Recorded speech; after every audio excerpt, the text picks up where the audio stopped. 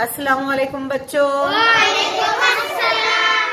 बच्चों, हमने कल सांचा नंबर 44 में घर और मस्कन वाले उसके मखसूस अल्फाज पढ़े थे।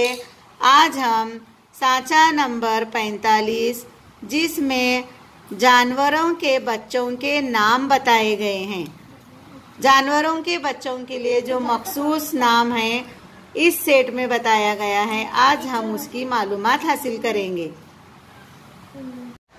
सांप सपोला, घोड़ा बछड़ा, इंसान बच्चा। चलो बाबू।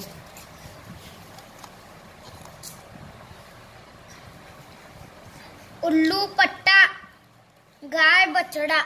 चलो चलो जवेरिया। बिल्ली बिलोंगड़ा। चलो जोया। भैंस पाड़ा, कुत्ता पिल्ला। चलो सरवर।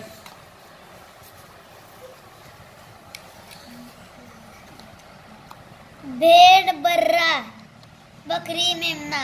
वेरी गुड बच्चों, मैं अब जानवरों के नाम बोलूंगी, तुम्हें उनके बच्चों के नाम बोलना है। Yes teacher. भैंस, पाड़ा, कुत्ता, पिल्ला, उल्लू, पट्टा, गाय, बछड़ा, इंसान, बच्चा, सांप, सपोला, घोड़ा, बछड़ा, बिल्ली, बिलोंगड़ा, भेड़, बर्रा, बकरी, मेमना।